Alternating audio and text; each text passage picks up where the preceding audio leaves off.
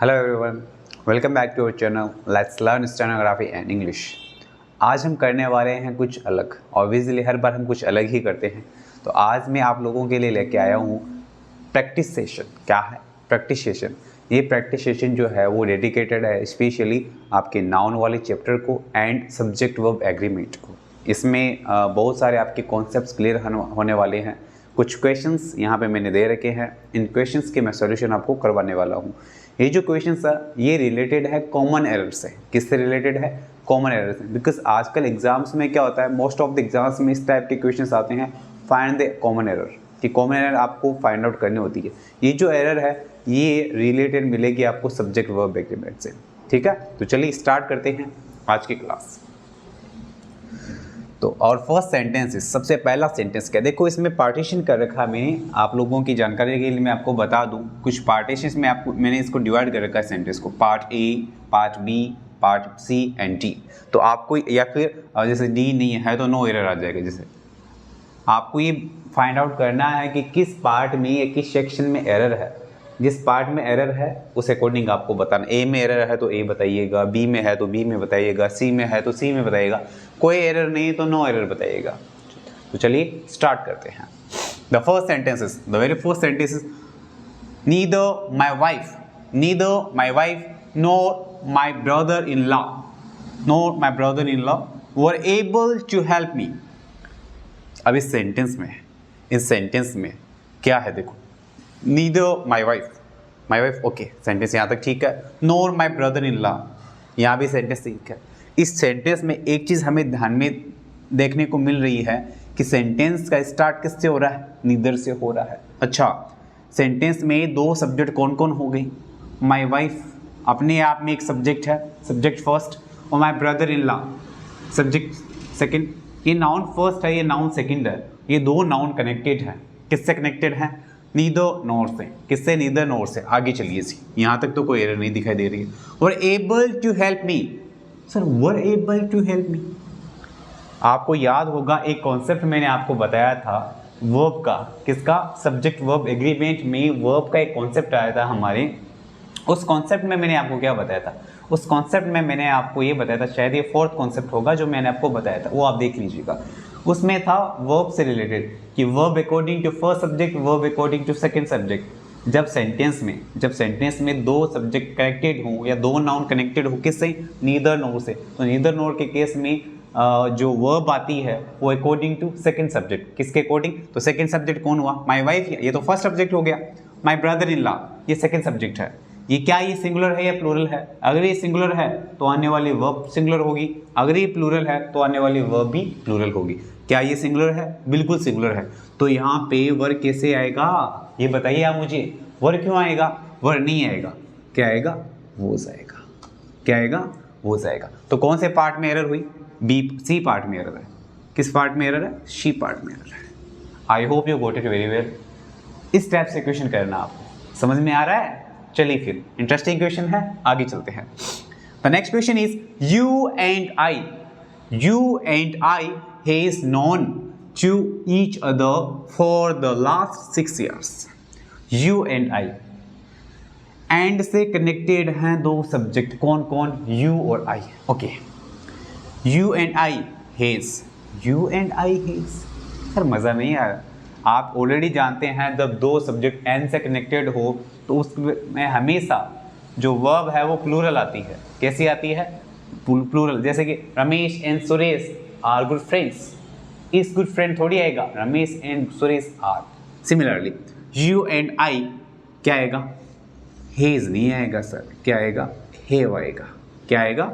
Have आएगा। You and I have known to each other for the last 6 years। इस type से करना है। किस पार्ट में एरर है? बी पार्ट में एरर है। आगे चलिए जी। The next sentence is, the fruits of labour is always sweet. The fruits of labour, इस टाइप के सेंटेंसेस में आपको कंफ्यूजेबल वर्ड्स का नॉलेज होना चाहिए। कैसे? समझो। The sentence is, the fruits of labour.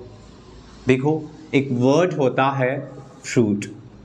Fruit का मतलब क्या होता है? फल। अच्छा, एक वर्ड होता है फ्रूट्स। क्या है? फ्रूट्स। इसका मतलब किससे है? इसका मतलब होता है नतीजे से, या फिर आप एफर्ट से लगा सकते हैं, है ना। तो बात किसकी हो रही है? किस लेबर का fruit, the fruits of labour is.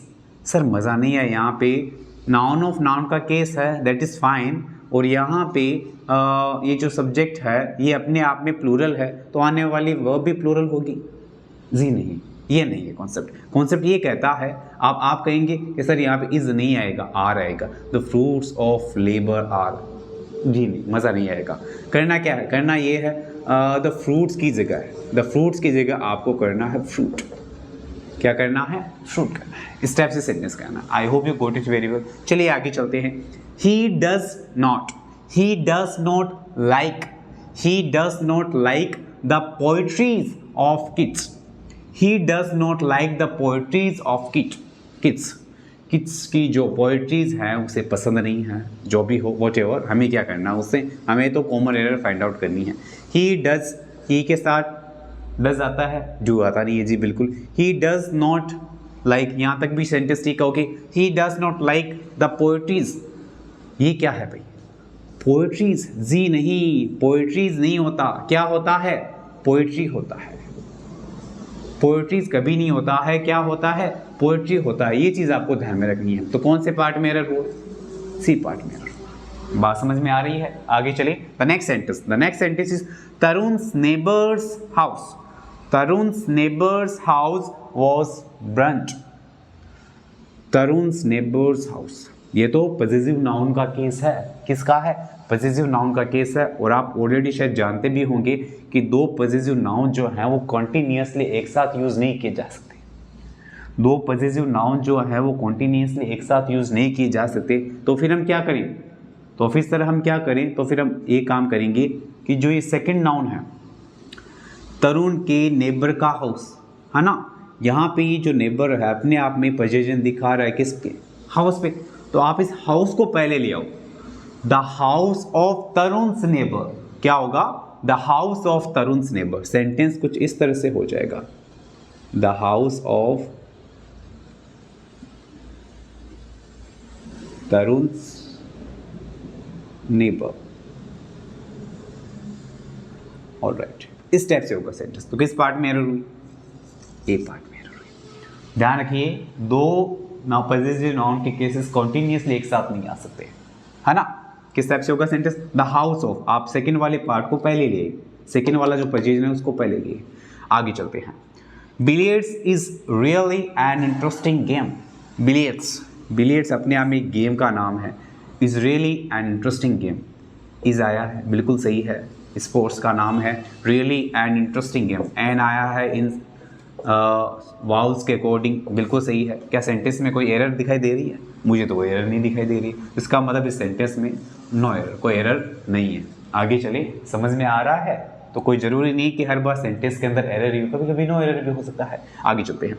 India's population, India's population is less than China. India की पॉपुलेशन जो है वो चाइना से कम है। चाइना से कम है या चाइना की पॉपुलेशन से कम है? चाइना से कम है या चाइना की पॉपुलेशन से कम है? आप कहेंगे सर चाइना से तो कम नहीं है, लेकिन चाइना की पॉपुलेशन से जरूर कम है। Always remember it, comparison should be between similar thing. एक जैसी चीज़ों के बीच में कंपैरिजन करना है। कैसी चीज़ों के बीच में कंपैरिजन करना है? एक जैसी चीज़ों के बीच में करना है, अलग अलग चीज़ों के बीच में नहीं करना है। पॉपुलेशन का पॉपुलेशन से करें, कंट्री का कंट्री से करें। यहाँ पे बात किसकी हो रही है? कंट्री की पॉपुलेशन से हो रही है, इंडिया के पॉपुलेशन से। तो आप क्या करेंगे? आप एक काम करेंगे, इंडियाज पॉपुलेशन कहना सही है, ओके फाइन।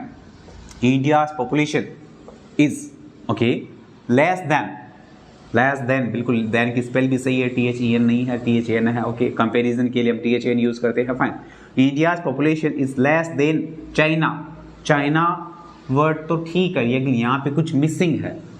चाइना से पहले हमें कुछ वर्ड ऐड करने पड़ेंगे, इसका मतलब इस पार्ट में एरर है। अब क्या ऐड करने पड़ेंगे वो मैं आपको बता देता हूँ। हमें ऐड करना पड़ेगा दैट ऑफ। क्या करना पड़ेगा?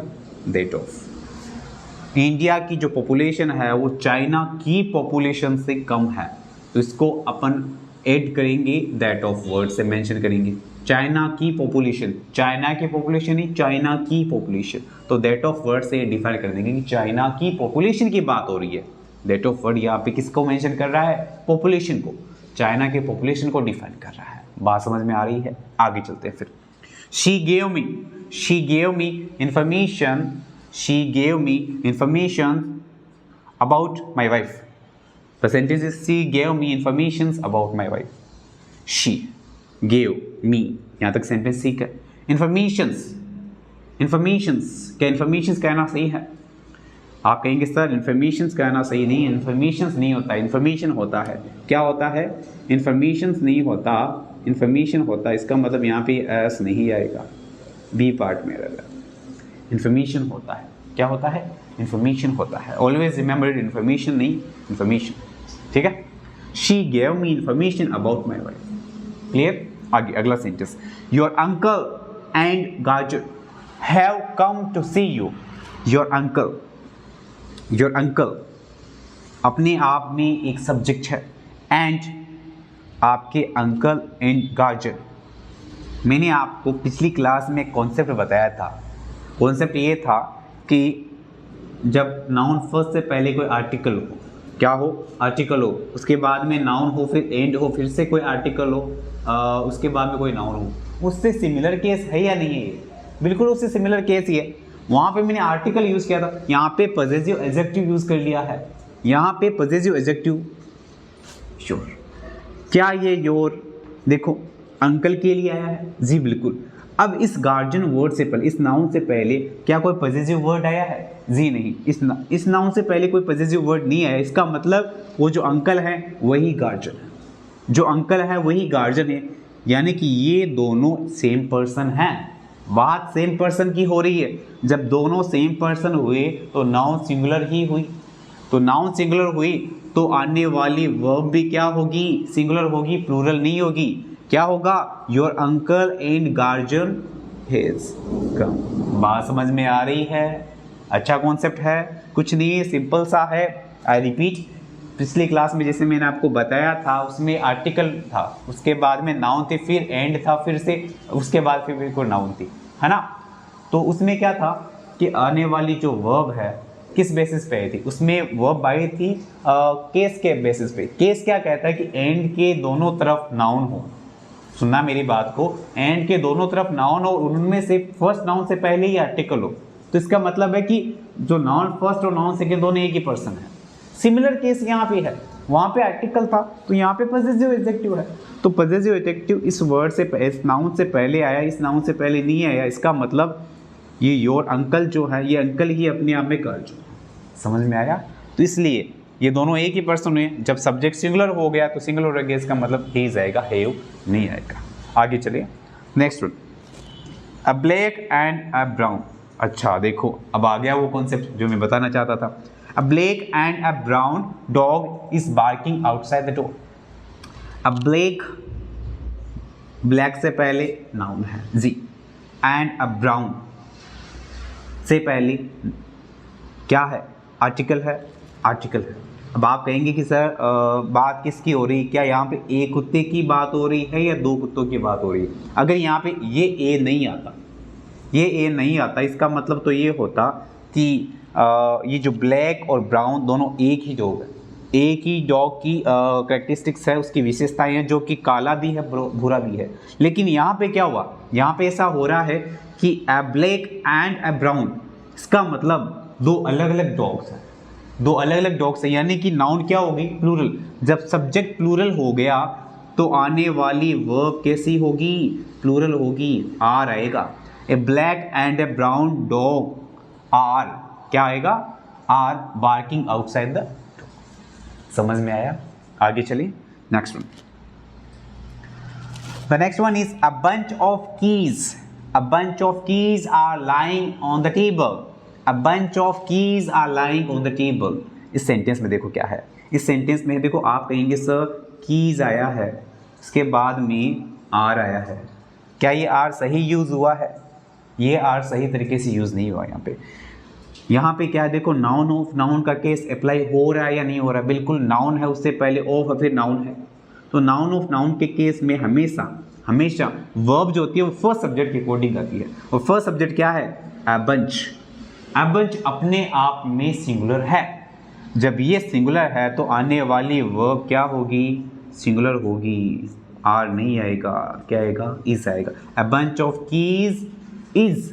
अब कुछ बच्चे क्या करेंगे कि कीज देख के इसको प्लूरल शेप देते हैं, प्लूरल नहीं होगा, ये सिंगुलर होगा। यहाँ पे आने वाली वर्ब सिंगुलर होगी, क्योंकि यहाँ पे नाउन ऑफ नाउन का कॉन्सेप्ट अप्लाई हो रहा है। यहाँ पे एक्चुअल में नाउन ऑफ नाउन के केस में क्या होता है? जो एक्चुअल सब्जेक्ट होता है वो ये होता है, ऑफ से पहले वाला। चलिए, a bunch of keys is lying on the table. किस पार्ट में एरर मिली? बी पार्ट में एरर।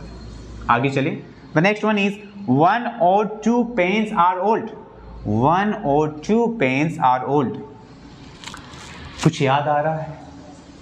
मैंने आपको बताया था वर्ब का कॉन्सेप्ट, और उसमें वर्ब थी अकॉर्डिंग टू फर्स्ट सब्जेक्ट और एक थी according to second subject. First subject के अकॉर्डिंग वर्ब कब आती है वो मैंने आपको बताया था, याद करो। एज जब सब्जेक्ट, दो सब्जेक्ट कनेक्टेड हो, एज वेल एज से, विथ से, टुगेदर विथ से, है ना, तब तो फर्स्ट सब्जेक्ट के अकॉर्डिंग। लेकिन सेकंड सब्जेक्ट के अकॉर्डिंग कब आती है? जब सब्जेक्ट कनेक्टेड हो, दो सब्जेक्ट कनेक्टेड हो, either or, neither, no, not only but also, or, NOR.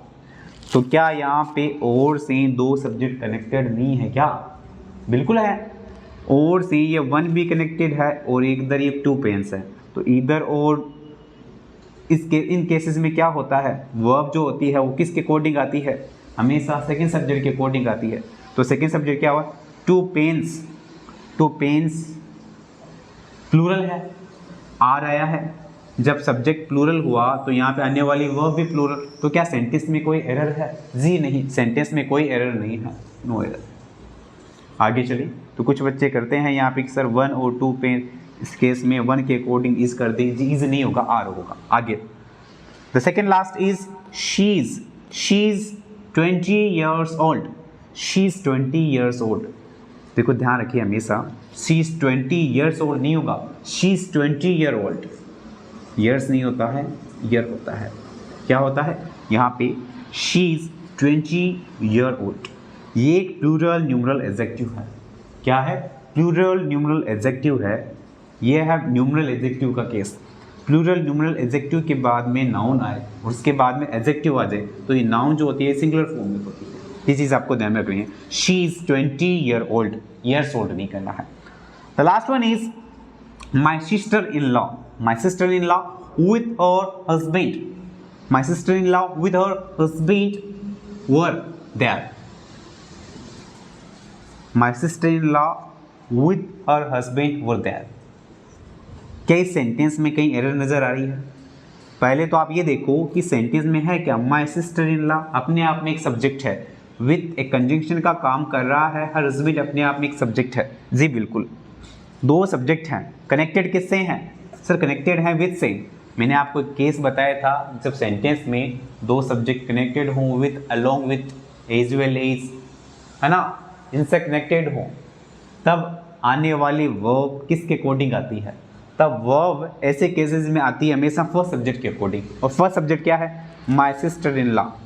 My sister in law, तो वर नहीं आएगा, क्या आएगा? वॉज आएगा, was there. I hope you got it very well.